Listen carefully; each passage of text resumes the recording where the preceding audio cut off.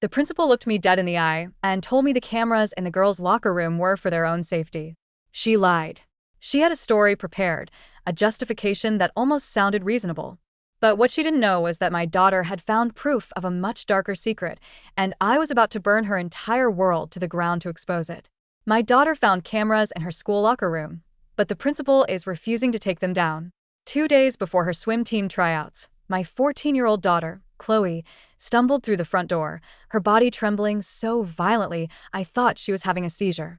Her face was pale, a ghostly mask of terror, and her breath came in short, ragged gasps. "There are cameras in our locker room, Mom," she managed to choke out, her voice a raw, broken whisper. The words hung in the air between us, heavy and poisonous. I can't go on the team if someone is watching me change." Before I could even process the horror of what she'd said, she fumbled with her phone, her fingers shaking uncontrollably. She opened her camera roll, thrust the phone at me with a convulsive sob, and then sprinted up the stairs. I heard her bedroom door slam, followed by the sound of the shower turning on full blast, the water scalding hot. She would later tell me she stayed in there for over an hour, scrubbing her skin with a loofah until it was raw and bleeding, trying desperately to wash away the phantom feeling of unseen eyes crawling all over her. I stood frozen in the hallway, her phone still in my hand, my mind struggling to catch up with the sickening reality of her words. The image on the screen was blurry, clearly taken in haste, but its subject was unmistakable: a small, black dome, sleek and insidious, nestled in the corner of the ceiling where it met the wall. Below it were the familiar teal-colored lockers and wooden benches of the girls' swim team changing room. A wave of cold fury washed over me, so intense it made my vision swim. By the time I'd regained my composure, my own phone was already pressed to my ear. I was a whirlwind of motion, dialing numbers, my voice tight and clipped as I relayed the grotesque discovery to the other swim team parents. The response was immediate and explosive. 7 of us, a united front of enraged mothers and fathers, descended upon the school that very evening. Among us was Sandra, a powerhouse of a woman who happened to be a lawyer specializing in child endangerment cases. We didn't bother with appointments.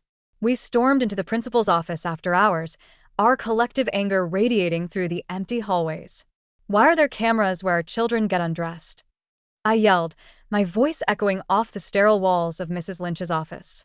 The principal, however, remained unnervingly composed.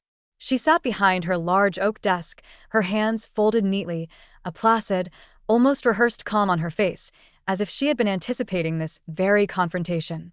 It was infuriating. The room erupted in a cacophony of threats, lawsuits, police reports, media exposure. We were a pack of wolves, and she was the calm center of the storm. Finally, when the shouting died down, Mrs. Lynch spoke, her voice smooth and measured. "The cameras," she explained, "were for our children's safety." A bitter, incredulous laugh escaped from one of the other fathers. "Our safety," he scoffed. "Yes, you see," Mrs. Lynch continued, her tone condescendingly patient. "Last year, we had a significant act of property destruction occur in that very changing room." We all remembered the incident. Someone had deliberately left all the taps running after the last period, causing a massive flood that damaged the entire athletics wing. The school had been in chaos for weeks. Every single student, my daughter included, had been subjected to a grueling one-on-one interrogation by Mrs. Lynch and, disturbingly, her own brother, who was a cop. "With these new cameras," she concluded with a triumphant little smile, "we can ensure that if such an incident is ever repeated, the perpetrator will be swiftly identified, and your innocent children will not be subjected to unnecessary suspicion." Her explanation was slick, but it felt wrong, a hollow justification for an unforgivable violation. Sandra, ever the professional, didn't waste another second. The moment she got back to her car, she was on the phone, filing for an emergency injunction to have the cameras removed. But when she called me late that night, her voice was laced with a frustration that mirrored my own. "The judge won't hear the case until Monday," she said, the words tight with anger. "That's 4 days after the tryouts. Even worse, she warned me that in cases where there was documented property damage, the courts often sided with the institution's security measures." The news was a gut punch. By the next morning, the situation had spiraled. 17 girls, nearly half the team, had dropped out of the tryouts. My daughter, Chloe, hadn't eaten a single bite of food since the previous day. The drive to school was agonizing. She sat in the passenger seat, silent and withdrawn, until we pulled into the school parking lot. Then the dam broke. She completely shattered, sobbing with such force that she could barely draw a breath. The sound of her anguish was a physical blow, and I felt utterly helpless. "Everyone knows about the cameras, Mom," she cried, her words muffled by her hands. "The boys, they're making jokes. They're talking about trying out for the girls' team just so they can see the footage." The thought was so vile, so predatory, that I felt a fresh wave of rage course through me. That afternoon, my phone rang. It was the school secretary, her voice frantic. "You need to come to the school right away," she urged. "Your daughter, she's in the principal's office." It turned out Chloe had taken matters into her own hands. During her lunch break, she had marched directly into Mrs. Lynch's office, not alone, but with a silent, determined army of 20 other girls from the swim team right behind her. When I arrived, I could hear her voice through the closed door, and it was a voice I hadn't heard in days, strong, clear, and unwavering. "We are not leaving this office until you agree to remove those cameras," she stated, her words ringing with conviction. Mrs. Lynch's carefully constructed calm had finally, irrevocably cracked. "I will not have students making demands in my office," she snapped, her voice sharp and brittle. And that's when my daughter delivered a line that made my heart swell with a fierce, protective pride. "Then I guess none of us will be trying out tomorrow," Chloe said, her voice steady as a rock. "And you can be the one to explain to the school board and all the parents why the girls' swim program, a program with a 20-year legacy of championships, suddenly ceased to exist." The threat hung in the air, a perfectly executed checkmate. Lynch, cornered and furious, immediately played her trump card. She called her cop brother.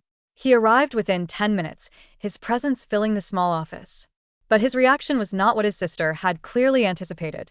Instead of intimidating the girls and ordering them to leave, he pulled out a notepad and began taking formal statements from each of them, his expression serious as they detailed their feelings of being violated and unsafe.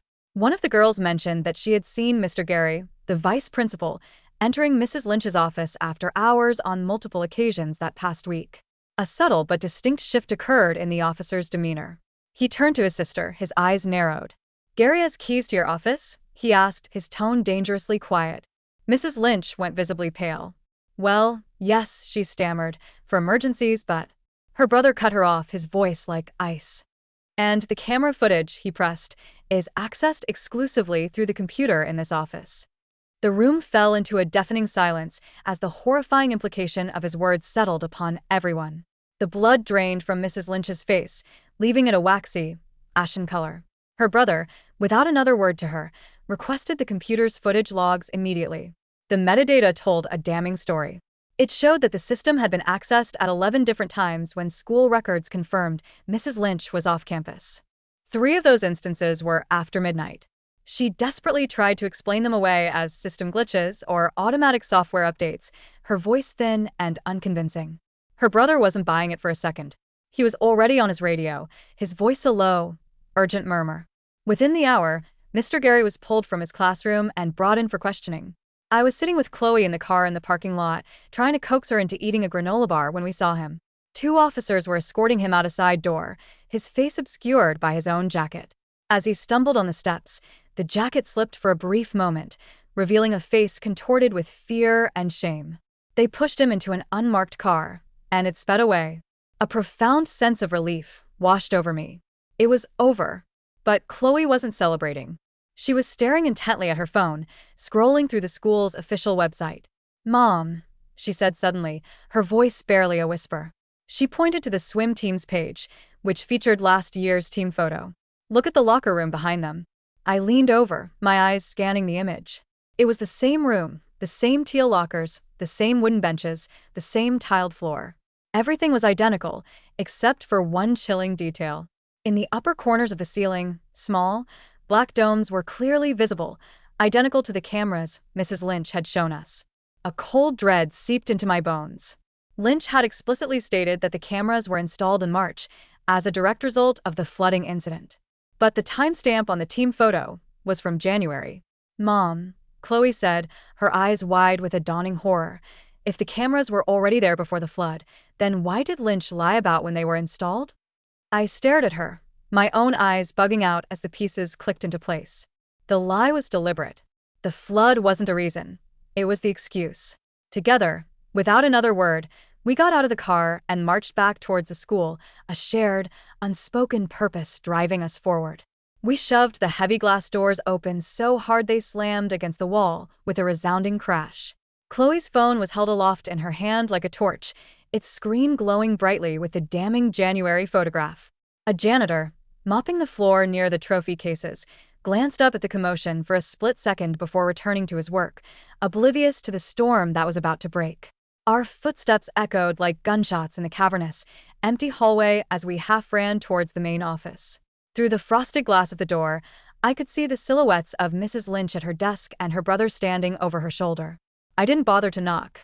I threw the door open with such force that it hit the interior wall, rattling the framed diplomas hanging there. Lynch's head snapped up, her eyes wide with shock. Her brother spun around, his hand instinctively moving towards his hip before he recognized us and checked the motion. I crossed the room in 3 long strides and slammed Chloe's phone down on the desk. The impact was so hard that coffee sloshed out of Mrs. Lynch's mug, staining a stack of papers. The January date on the team photo was clear as day, a silent, irrefutable accusation. The cameras in the background were undeniable. Mrs. Lynch began to babble, her voice high and strained. She talked frantically about how photo timestamps could be inaccurate, how metadata could be corrupted during uploads and file transfers. The word corrupted caught in her throat, and I watched her brother's eyes narrow, flicking back and forth between the phone and his sister's panicked face. He picked up the phone, his movements slow and deliberate. He zoomed in on the image, studying it for a long moment, then set it down gently on the desk. "When exactly," he asked, his voice devoid of all emotion, flat and professional, "did you submit the purchase order for these cameras?" Mrs. Lynch's fingers trembled as she fumbled with her mouse, clicking aimlessly through folders on her computer screen. She claimed the records weren't readily available, that she would have to look for them later. Her brother leaned over her shoulder, his presence looming and menacing. "Pull them up now," he commanded. The only sounds in the room were the frantic clicking of the mouse and the low hum of the computer's fan. She typed, deleted, and typed again, navigating through menus with the agonizing slowness of someone desperately trying to hide something. Just then, my phone buzzed. It was a text from Sandra. The emergency injunction hearing was confirmed for Monday at 9 a.m. sharp. She had also filed 3 additional motions, but warned me that judges rarely interfered with school operations unless there was an immediate, provable danger to students. The tryouts were still on for the next afternoon. Legally, we were powerless to stop them. On the screen, Lynch continued her charade of searching while her brother watched her every move, his expression unreadable. Beside me, Chloe stood perfectly still, her own phone held up, recording everything. The drive home was a blur of silent tension. After Lynch's brother had curtly told us he would be in touch regarding the new evidence, we had left, the questions hanging in the air like thick smoke. I made mac and cheese from a box, a comfort food from Chloe's childhood that she sometimes tolerated when she was overwhelmed. She poked at the noodles on her plate, taking tiny, listless bites only when I prodded her, my own stomach churning with anxiety. That night, the thought of being alone was unbearable for both of us. I dragged her mattress from her room and placed it on my bedroom floor. We lay there in the oppressive darkness, the silence broken only by the sound of each other's breathing. Sleep was a distant, impossible luxury. Every time I closed my eyes, the image of those cameras in the January photo burned behind my eyelids. At 2 a.m., and then again at 3 a.m., the ceiling was illuminated by the glow of Chloe's phone as she scrolled endlessly through something, but I didn't have the energy to ask what. Friday morning dawned gray and oppressive. Chloe's phone began buzzing incessantly before we had even gotten out of bed. Her messages were flooded with screenshots from her classmates. They were from group chats, filled with disgusting, leering jokes from the boys about the locker room footage. One boy offered $50 for a copy. Another responded with a string of laughing emojis, saying he'd pay double for footage of certain girls. I watched as tears streamed silently down Chloe's face. She sat at the kitchen table, her expression a mixture of grief and steely resolve, and methodically saved every single screenshot to a folder on her laptop she had labeled evidence. She numbered each image, added timestamps, and created a detailed spreadsheet noting who had sent what and in which group chat. She was no longer just a victim. She was building a case. When we pulled into the school parking lot, it looked like a major crime scene. News vans from every local station lined the front entrance. Clusters of anxious parents stood on the lawn, pointing at the school and whispering amongst themselves. Lynch's brother was there, along with two other uniformed officers, taking statements from a group of girls near the flagpole. Through the large window of Mrs. Lynch's office, I saw two officers walk someone out the back door, a jacket once again draped over their head. This time, the person didn't stumble.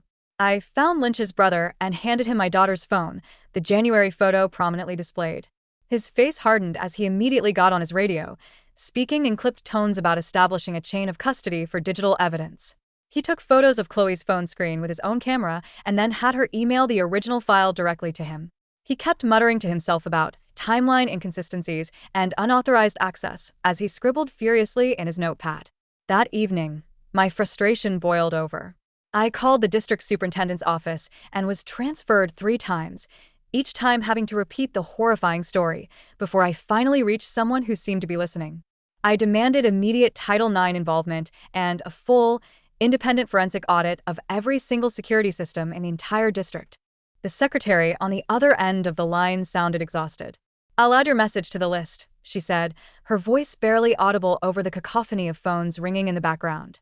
On Saturday morning, a young man in khakis and a district-branded polo shirt showed up at the school. His name was Alan Myers, from the district's IT security department. He looked like he had just graduated from college, but it quickly became apparent that he was a genius. He explained, in clear and concise terms, how he could track every login, every keystroke, and every file access on the system. He could even recover deleted files, provided the data hadn't been completely overwritten. He set up 3 laptops and a box of tangled cables on Lynch's desk and began methodically connecting them to her computer, meticulously photographing every step of the process. While Alan worked his magic, my phone buzzed with an email from Coach Wyatt, the head of the swim team. The subject line was a simple, desperate plea. "Please don't give up on our team." In the body of the email, he had written 3 long paragraphs, begging the parents and swimmers not to abandon the program he had dedicated the last 15 years of his life to building. He swore on his career that he had no knowledge of the cameras and even offered to hold practices at the local community pool if the district would approve it. I forwarded his email to the parent group chat and my phone immediately lit up with over 20 replies. The opinions were sharply divided. Some parents accused him of trying to cover his own hide, while others, whose children he had coached for years, vehemently defended his character. Alan, overhearing the pinging of my phone, glanced up from his screen and muttered something about checking Coach Wyatt's email access logs as well, just to be thorough. That afternoon, my kitchen table was transformed into a war room. Chloe sat with 5 other girls from the team, all of them hunched over their laptops and phones, their faces illuminated by the screens. They had created an online petition demanding the immediate removal of the cameras. Within 2 hours, it had garnered over 300 signatures. I watched my daughter, a fierce new determination in her eyes, as she copied and pasted the link onto every social media platform she used. Her hands were steady, but the dark circles under her eyes were a stark reminder of the toll this was taking on her. She had barely slept more than a few hours a night since this nightmare began, and the sandwich I had made for her sat untouched on the counter. That evening, Sandra came over, armed with a formidable stack of legal paperwork and her laptop. We sat at my dining room table, the air thick with purpose, and filled out the formal Title IX complaint. Sandra guided me through the complex legal jargon, explaining each section as we requested immediate interim measures, including the removal of the cameras and the provision of alternative, secure changing arrangements. We also submitted a Freedom of Information Act, or FOIA, request for all contracts, invoices, emails, and any other documentation related to the camera installation. Sandra explained that the district was legally required to respond within 20 business days, but she suspected they might move faster if they were smart about damage control. Sunday morning, my phone rang at 7:30. The caller ID showed a local number I didn't recognize. It was a reporter named Georgia King from the local newspaper. She introduced herself and asked if I would be willing to go on the record for an interview about the situation. I hesitated. The last thing Chloe needed was to be thrust into the public spotlight. But I also knew that media pressure might be the only weapon powerful enough to force the district to take swift and decisive action. I told her I would think about it and call her back. At noon, the district finally broke its silence, sending out a mass email to all parents. The email was a masterpiece of corporate doublespeak, claiming the cameras were installed in accordance with established safety protocols following the vandalism incident. It cited student safety and property protection as their primary concerns, completely ignoring the flagrant violation of privacy. The parent group chat exploded. The carefully constructed unity we had felt began to fracture. Arguments erupted between parents who believed the surveillance was a necessary evil to protect school property and those of us who were demanding our children's fundamental right to privacy. One father wrote that his daughter hadn't used the school changing rooms in 2 years because she was paranoid about being watched. Another mother shot back that if kids weren't so destructive, we wouldn't need cameras in the first place. The argument grew so heated and personal that Sandra had to intervene, reminding everyone that we needed to present a united front if we were going to win this fight. Monday morning brought a glimmer of hope. An email arrived from Amy Gordon, the head of the district's Title IX office, confirming that she had received our formal complaint. She outlined the investigation timeline, which could take up to 60 days, but she also authorized several interim measures. Students would have the option to change in alternate, private locations, such as the nurse's office, with adult supervision. It wasn't a perfect solution, but it was a start.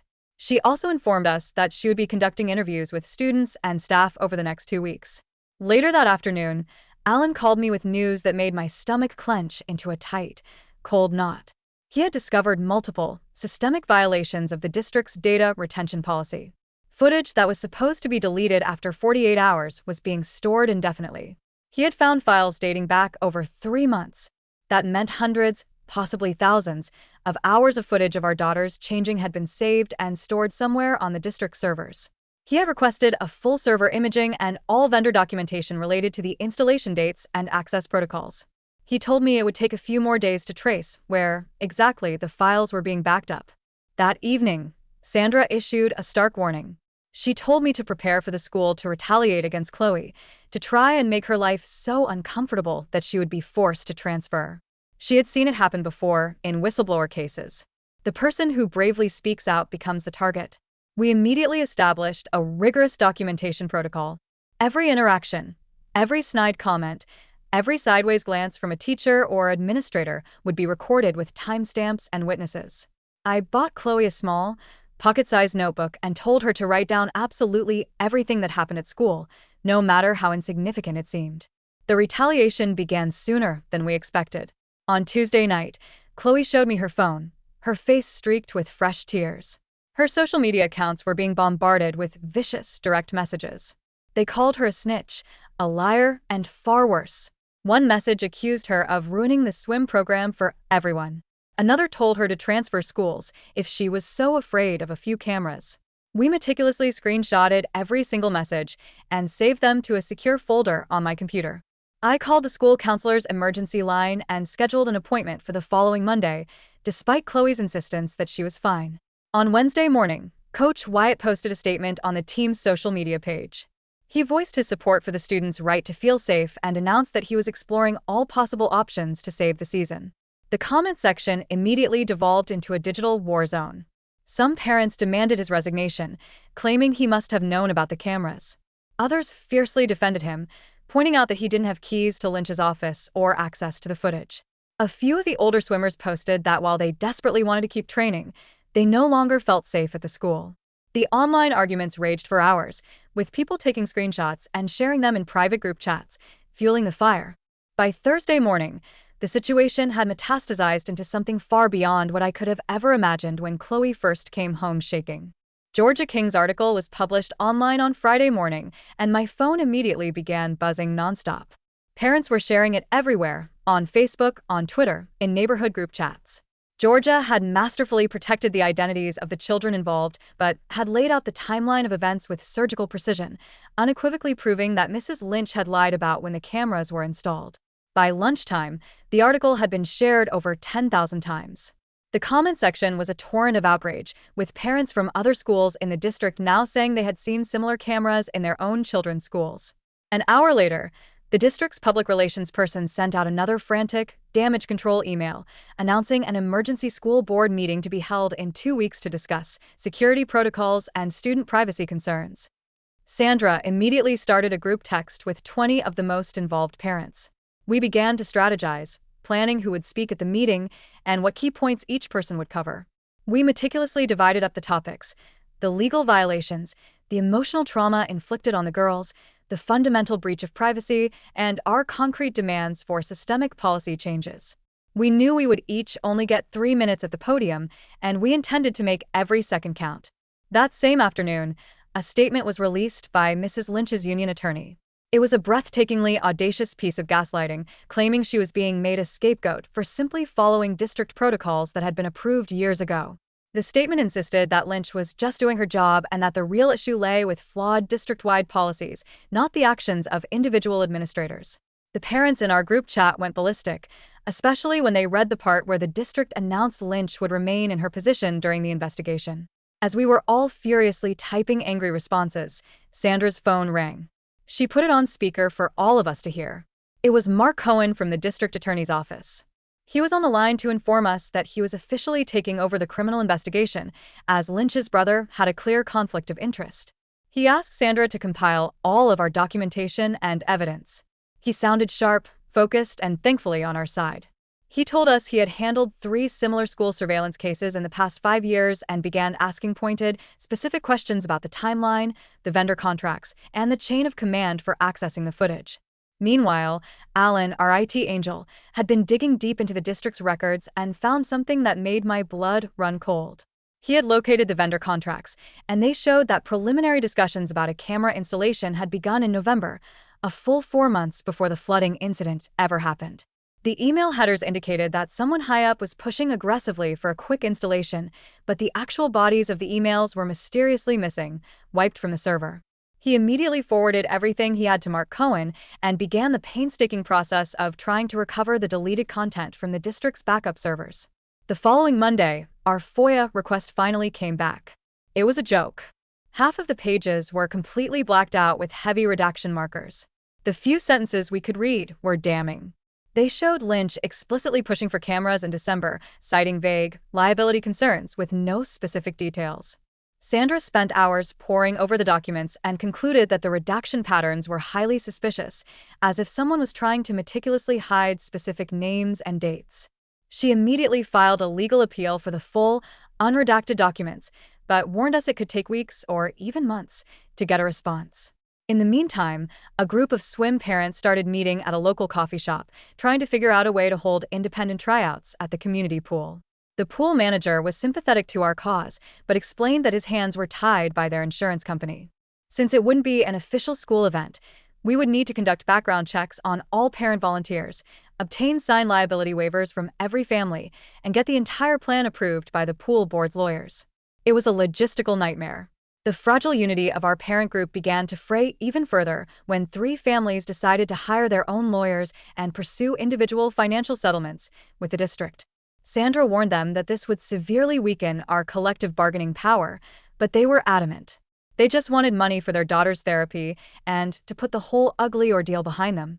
The group chat devolved into bitter arguments about whether our primary focus should be on forcing policy changes for all students or securing financial compensation for the affected girls. All the while, my own daughter was fading before my eyes. She hadn't eaten a full meal in over a week and kept waking up in the middle of the night, screaming about cameras in her bedroom. I made an appointment with a therapist, even as she insisted she was fine and just wanted to focus on fighting back. The therapist confirmed my worst fears. Chloe was showing classic signs of hypervigilance and post-traumatic stress. She recommended twice-weekly sessions to help her process the trauma. On Tuesday night, Georgia, the reporter, called me with a tantalizing tip from an anonymous source.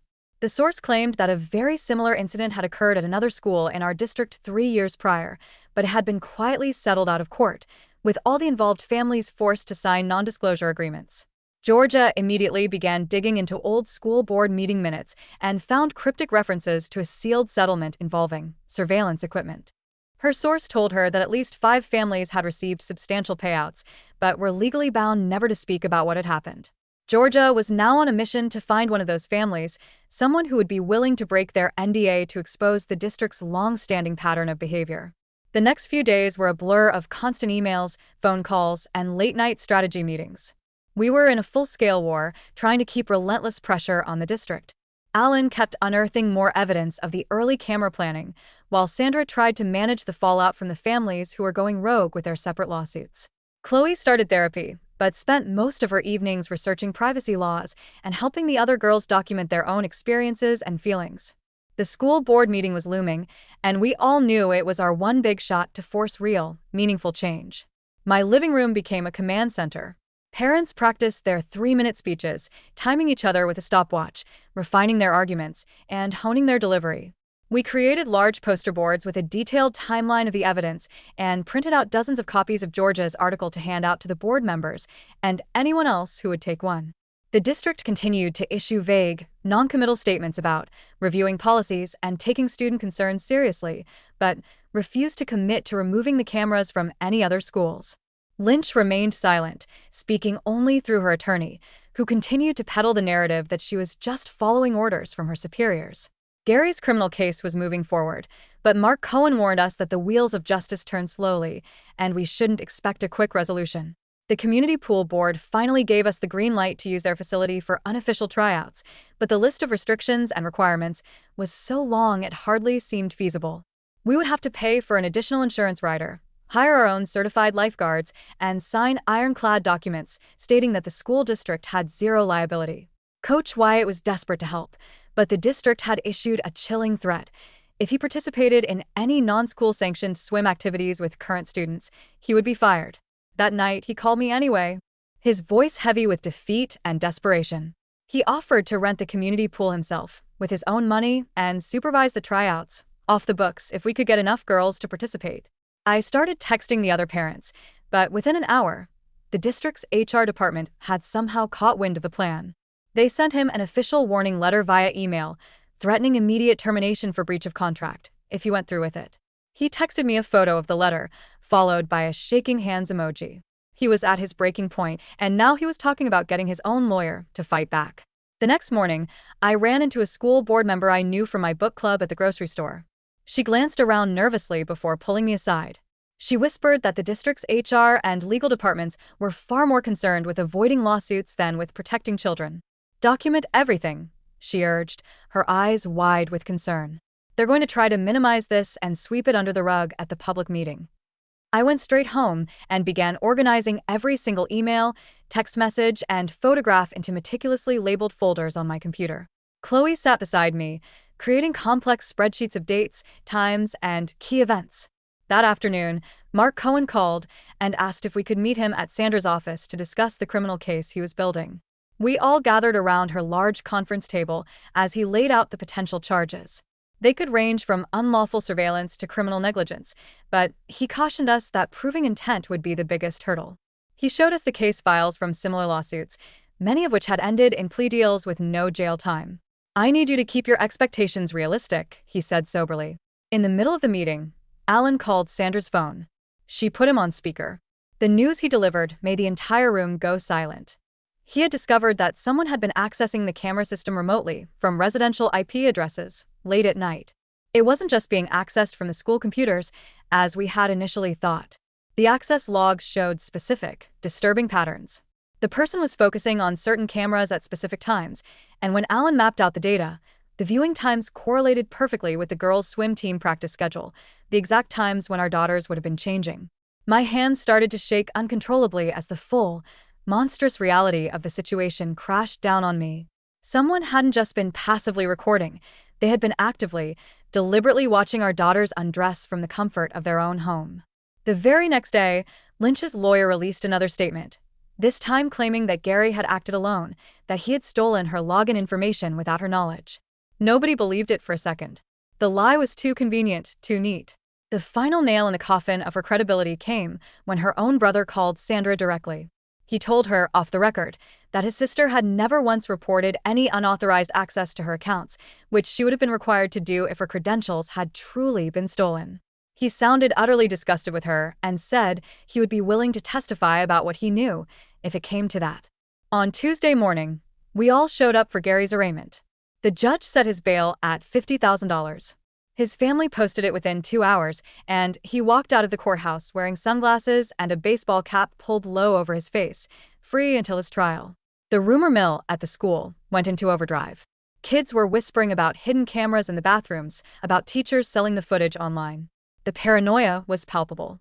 That evening's PTA meeting was a powder keg. Over 200 parents crammed into the school cafeteria, the air thick with anger and fear. My daughter, Chloe, asked to speak.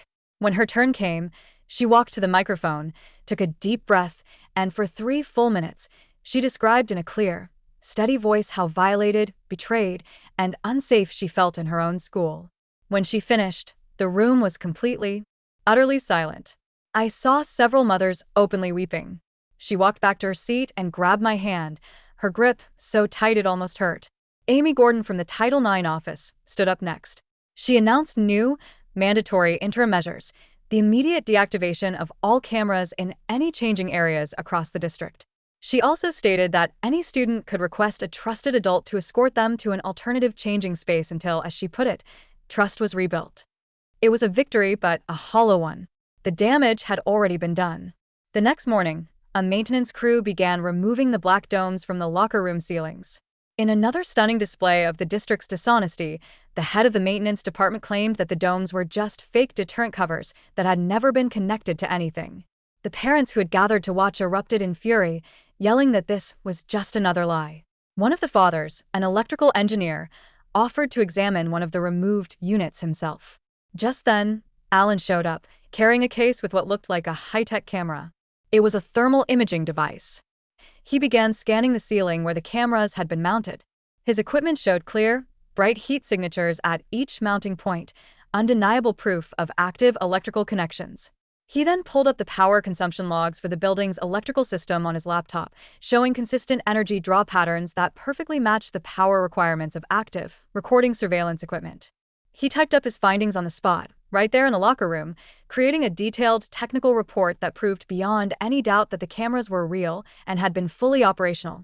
The maintenance chief went pale as he read the report, mumbled something about just following orders, and quickly walked away. Alan immediately emailed his report to Mark Cohen, Sandra, and Georgia. Within minutes, parents were taking photos of everything: the removed camera units, the mounting points on the ceiling, the thermal images on Alan's laptop screen. My daughter stood beside me, recording a video on her phone as Alan patiently explained his findings to a growing group of horrified parents. The principal's office remained dark and locked all day. No one answered when parents knocked on the door, demanding to know who had authorized the installation of RAAL recording cameras. On Thursday morning, I received an email from the Administrators Union. It stated that Mrs. Lynch was being subjected to harassment and that they were filing a formal grievance on her behalf.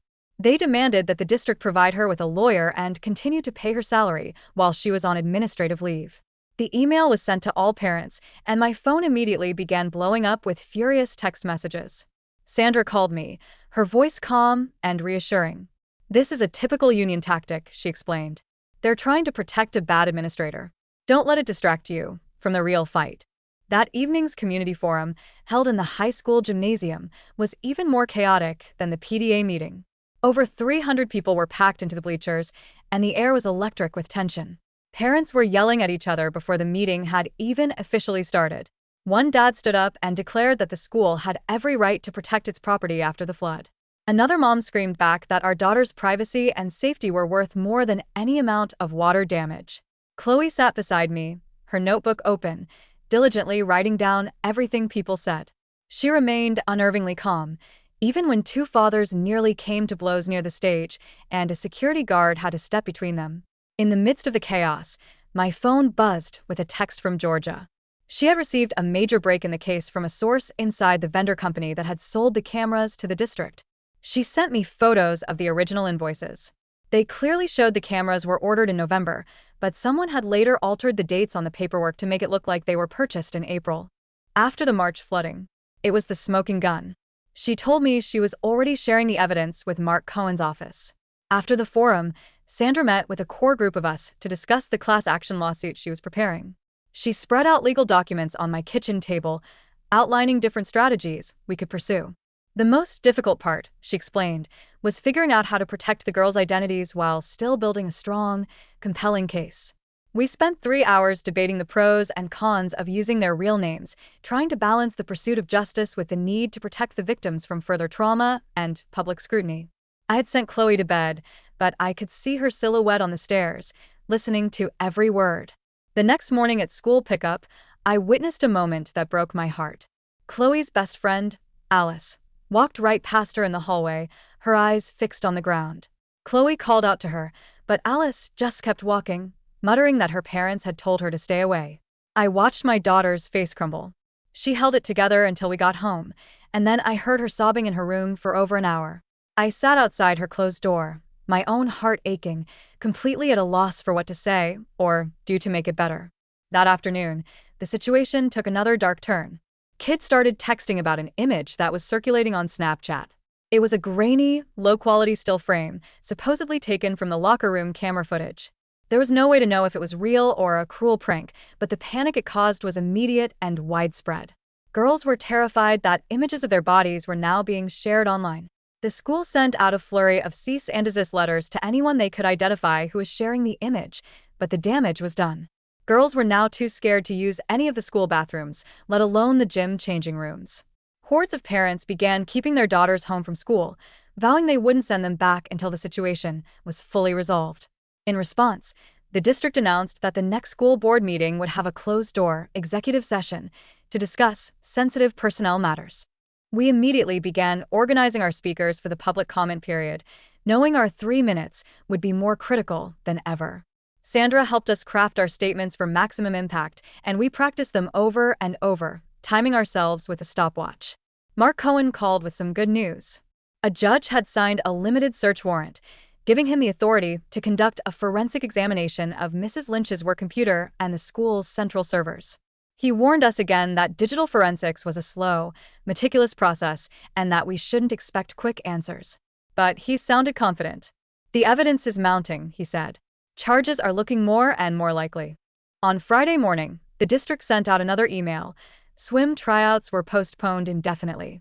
They also announced that Coach Wyatt's supplemental coaching pay had been suspended pending the outcome of the investigation. He called me that afternoon, sounding utterly defeated. He told me he was seriously considering resigning. After 15 years of building the program, he couldn't stand to watch it fall apart. He didn't want to abandon the kids who had trained so hard, but he didn't know how he could possibly continue. I tried to reassure him that we all supported him, that we knew this wasn't his fault, but he sounded like a broken man. Over that weekend, I realized that I was falling apart, too. I was snapping at everyone, barely sleeping, and my anxiety was through the roof. I yelled at a grocery store clerk for a minor mistake and hung up on my own sister when she called to check on me. It was Chloe who noticed. And what she did next surprised and humbled me completely. She called the school counselor herself and organized a parent support group for all the families affected by this crisis. She designed flyers, posted them on social media, and set up the first meeting for Monday evening. Watching my 14-year-old daughter take charge like that filled me with an overwhelming mix of pride and worry. She was being so strong for everyone else, but I knew she was still deeply hurting inside. The role reversal felt fundamentally wrong. I was supposed to be protecting her, and instead, she was taking care of me. On Sunday night, she made me dinner and sat across the table from me, holding my hand. "Are you okay, Mom?" she asked, her eyes full of a wisdom far beyond her years. I wanted to tell her to stop, to just be a kid and let the adults handle it. But I could see that she needed this. She needed to feel useful, to take action. It was the only way she knew how to cope with the profound loss of her safety and innocence. On Monday morning, as I was making breakfast, Sandra called. Her voice was electric. "You are not going to believe this," she said. I dropped my coffee mug, and it shattered on the floor. The vendor company that had installed the cameras had sent an email to the district's legal team. They were trying to protect themselves from potential lawsuits, and they had accidentally copied Sandra on the email chain. The email explicitly mentioned the pressure they had received from unnamed administrators to get the cameras installed before January. "This is it," Sandra said, her voice triumphant. "This is the smoking gun we needed to prove Lynch lied about the entire timeline." I forwarded the email to everyone in our parent group. Alan, who had been working all weekend, called that afternoon. He was ready. His technical report was complete. He had found irrefutable proof, through power logs and network traffic data, that the cameras had been fully operational in January. He was meeting with the district's lawyers at 3 p.m. to present his findings. Chloe and I sat in the school parking lot, waiting for news. At 4:30, Alan texted me. "The lawyers looked physically ill when they saw my report," he wrote. "They can't deny the evidence anymore. They know Lynch's story is completely blown." That evening, Georgia called with more news. It was bad news for the district, but good news for our case. Her investigation had uncovered 2 more schools in our district with cameras installed in student-changing areas. Parents from those schools started calling me, asking how they could join our fight. By Tuesday morning, our small parent coalition had grown from 7 families to over 40. Amy from the Title IX office sent me an email. She was pushing for a full audit of every single camera in the district, but the central office was fighting her tooth and nail, even threatening her job if she didn't back down. She asked if we could meet privately after school. We met at a coffee shop, and she told me she was considering going to the media as a whistleblower. She had documents, she said, that proved the district had known about the cameras for months and had deliberately done nothing. I told her we would support whatever she decided, but urged her to be careful. Wednesday was the calm before the storm. Everyone was preparing for the board meeting on Thursday. Chloe spent hours after school perfecting her speech, writing and rewriting it 5 times until every word was perfect. I practiced my own speech in front of the mirror, trying not to choke up when I talked about the devastating impact this had on our daughters. On Thursday evening, we all gathered at my house for a final rehearsal. Chloe stood in front of all the parents and delivered her speech, without looking at her notes even once. Her voice never wavered. When she finished, the room erupted in applause, and I saw several mothers wiping tears from their eyes. We drove to the district office in a convoy of cars, a united army ready for battle. The meeting room was packed, with standing room only. Reporters were everywhere, their cameras and microphones at the ready. Just that morning, Mark Cohen had called to inform me that he had officially filed formal criminal charges against both Lynch and Gary. He had listed the multiple victims as Jane does, to protect the girls' identities. He said that more charges might be coming as the investigation continued, but this was enough to start the legal process. On Friday afternoon, the district announced that Mrs. Lynch had been placed on paid administrative leave. It wasn't the justice we wanted, she was still collecting a paycheck, but at least she was no longer in the school, no longer in a position of power over our children. The mood at school, Chloe told me, was strange. Some kids were celebrating Lynch's departure, but others were blaming the swim team girls for causing all the trouble. Coach Wyatt called a team meeting after school, even though there was technically no team yet. He told the girls that his coaching stipend had been frozen and that he might have to quit his job if the season was officially canceled. The room went quiet, and some of the younger girls started to cry, a fresh wave of guilt washing over them. Chloe raised her hand. "This is not our fault," she said, her voice ringing with authority. "We did nothing wrong by speaking up. The adults failed to protect us, so we had to protect ourselves." Coach Wyatt nodded slowly and said she was right, but the look of despair on his face was heartbreaking. After the meeting, one of the boys who had been making the most disgusting jokes in the group chats walked up to Chloe. I instinctively tensed, ready to step in, but he surprised both of us. He said his older sister had talked to him and made him understand just how scary this must be for the girls. He looked my daughter in the eye and apologized for the jokes, for making a horrible situation even worse. Chloe accepted his apology with a quiet dignity, but kept a cautious distance. She told me later that she appreciated it, but that trust, once shattered, was not so easily repaired. That evening, Sandra got a call from the vendor's lawyers. They wanted to make a deal.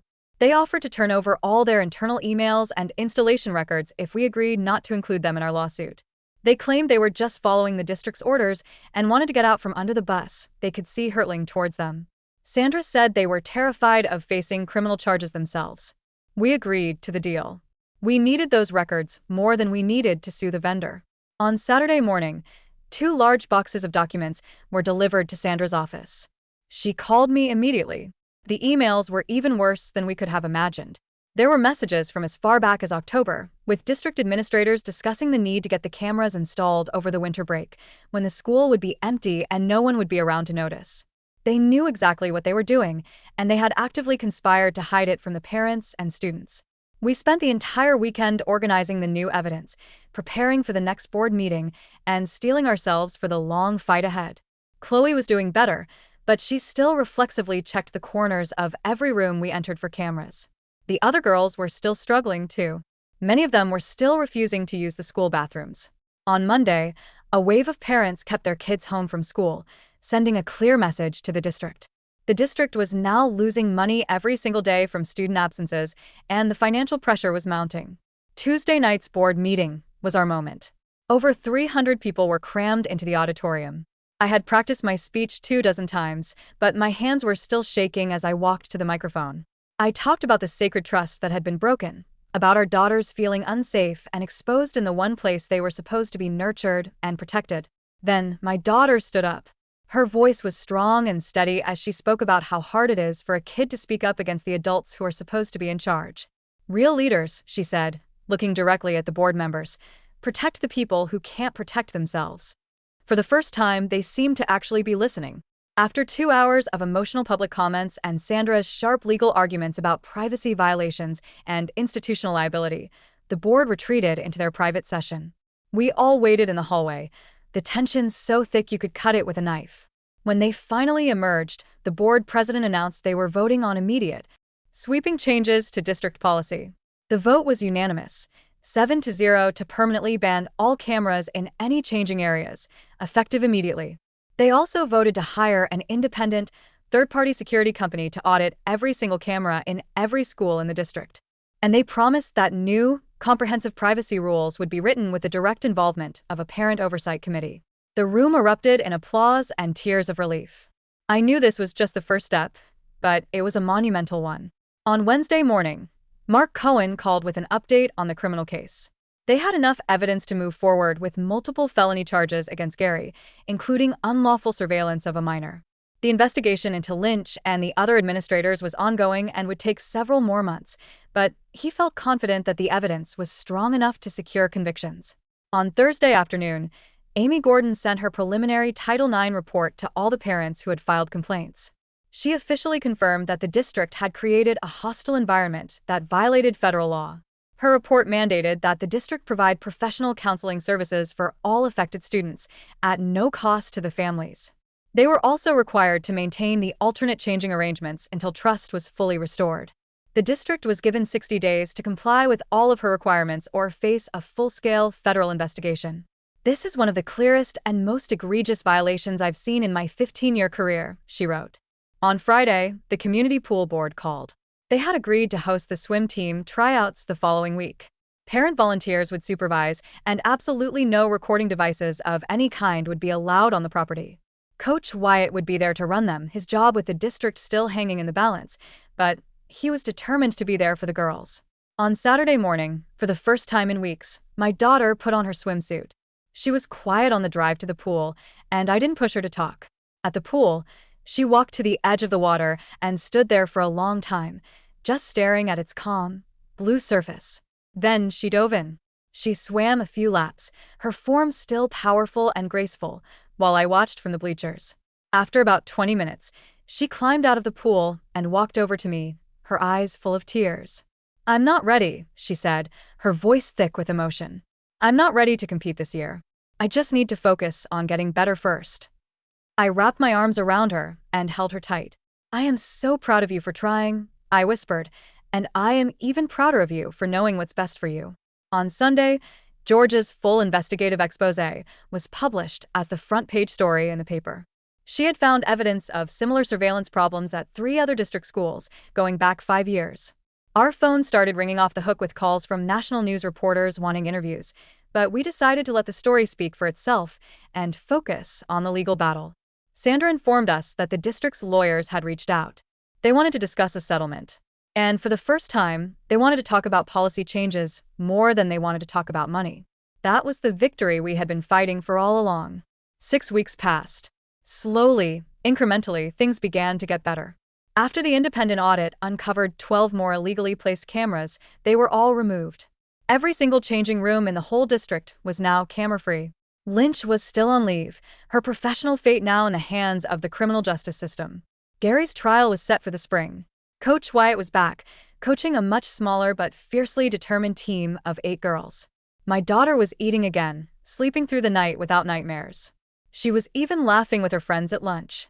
The school installed frosted glass on all the bathroom stall doors, a small but significant step towards restoring a sense of privacy. 3 of the school board members who had originally voted against our proposed changes opted not to run for re-election. The district hired a new director of safety, a woman who actually had a background in student privacy laws. And a permanent parent oversight committee was formed to review all future security decisions.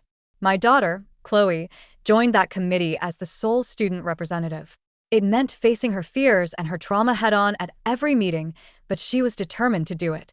"The fight we started, Mom," she told me one evening, "it's going to protect other kids who can't protect themselves. That makes all of it worth it." We were both scarred, but we were stronger. And the changes we had fought for, the policies we had forced into existence, would last long after we were gone.